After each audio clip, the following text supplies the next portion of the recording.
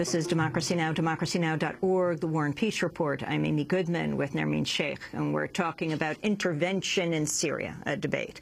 We're joined by Karam Nachar, cyber activist working with the Syrian protesters. He's a graduate student at Princeton University. He's joining us by Democracy Now! Video stream. And Professor Joshua Landis is director of the Center for Middle East Studies at the University of Oklahoma. He writes Syria Comment, a daily online newsletter on Syrian politics. Nermeen? Joshua Landis, one of the things that you mentioned is that the opposition in Syria is leaderless. But hasn't that been the case in Libya as well? So how is it that NATO and the U.S. decided who to fund and who to work with then, but they're not able to do so now?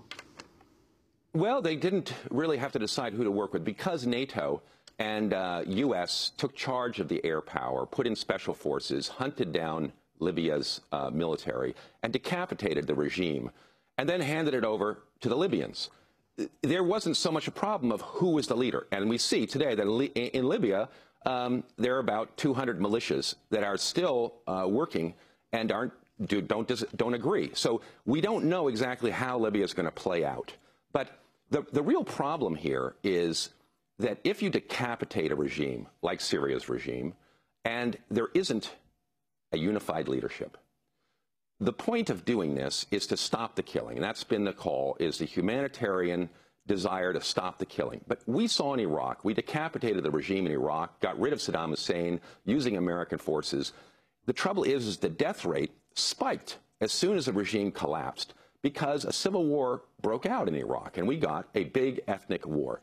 Something similar could happen in Syria because the minorities, 25% of Syria, the Alawite-led regime, the Christians who support them, 10%, other Shiite minorities, are supporting the regime. The revolution is largely manned by Sunnis, who are the majority. Sunni Arabs are 65% of Syria. They're going to take over when this regime is successful. Syria is the last minoritarian regime. We saw the Christians in Lebanon fall in a 15-year bloody civil war. The Sunnis, America threw out the Sunnis in Iraq, 20% of that country that was leading it, threw them down to the bottom. The Shiites were put on top, but it's been a bloody 10-year battle. And today, what we're going to see in Syria is that the minorities who've had their foot at the throats of the Sunni majority for the last 40 years are going to be displaced because we're living in the final age of, popular revolt and democracy promotion in the Middle East, where the majority is going to get rid of these minoritarian regimes that have been left behind by colonial presence during the interwar period. And the Alawites are going to fall, but they're not going to fall without a long and bloody conflict because the future for them is a bit grim. And that means that this Syrian opposition is going to have to carry out a long war. And if America isn't going to swoop in and do it from the air, but supply arms to them, they need a leadership. They can't take on a Syrian army that has stayed integral, that has tanks, that has cannons, without a firm leadership.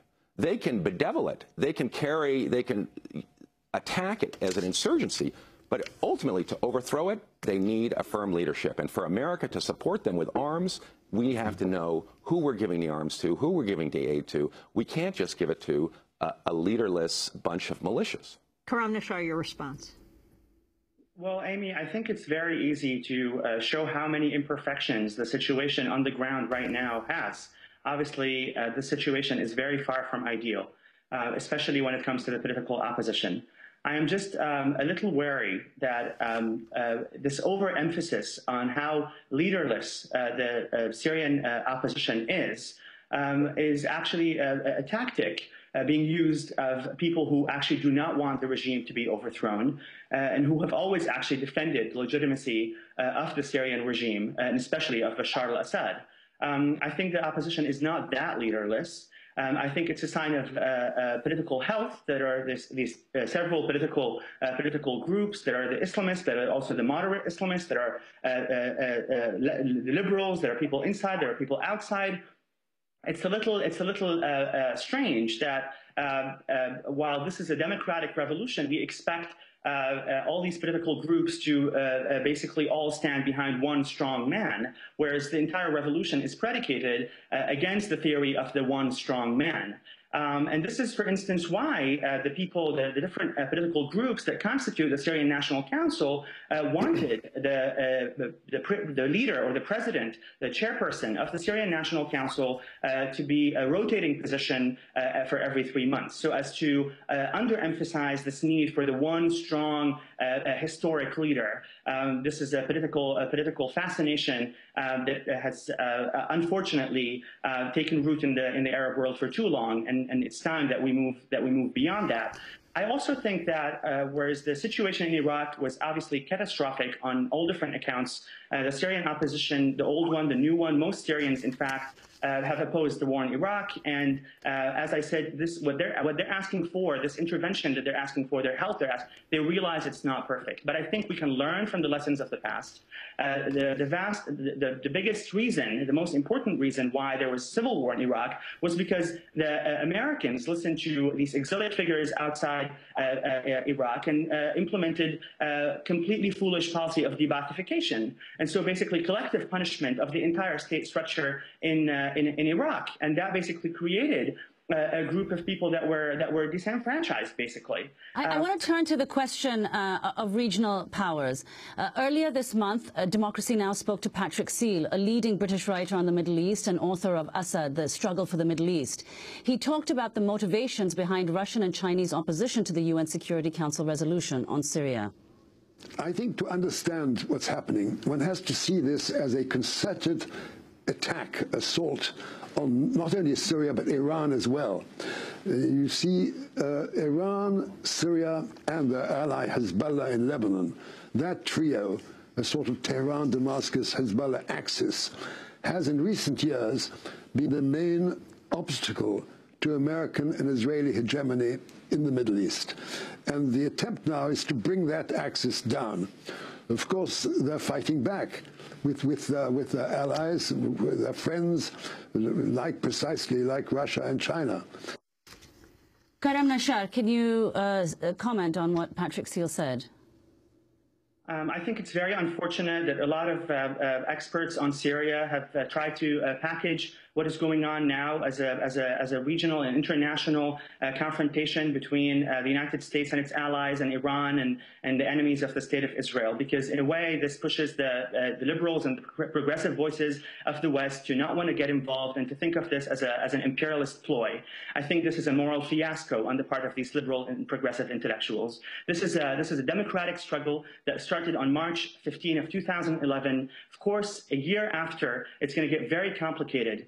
But ultimately, and it's for me, it's a little strange that I find myself agreeing with Senator McCain, the report that you guys started with, because really the situation right now in Syria is one of a humanitarian, the proportions of a humanitarian disaster, and there's a need for help given to the Syrian protesters and the Syrian demonstrators. It goes without saying that the United States of America and the Europeans, when they want to get involved in this, they are concerned about the regional implications, the regional repercussions. So are the Turks and so are the members of the GCC and the Arab League. But ultimately, Karam, this is we're not just about out of time, and I want to get Professor Joshua Landis to respond. Well, you know, he's right. There is a humanitarian disaster unfolding in Syria. But there's nothing strange about a reluctance to jump in the middle of what is becoming a conflict over nation building in the Middle East. And Syria has to figure out what its identity is, who is going to lead the country. And America has just jumped into a number of these, in Iraq, in Afghanistan, and we haven't necessarily helped the situation. 10 years later, in both those conflicts, we're withdrawing. And there isn't a democratic government in either country. There isn't stability. There's an ongoing struggle. The death rate in Iraq today is almost as high as the Syrian death rate. Almost every day there's a car bomb going off as Sunnis and Shiites continue to struggle for primacy in the country. Now that's not, as Mr. Nachar said, that's not a reason not to give aid, not to get involved. But for America to take the lead, it seems to me, as we're trying to withdraw from the Middle East and build up our own education system, take care of your previous program of the debt problem that is unfolding in America. We have to leave it there. Professor Joshua Landis from the University of Oklahoma, Karam Nachar of Princeton University.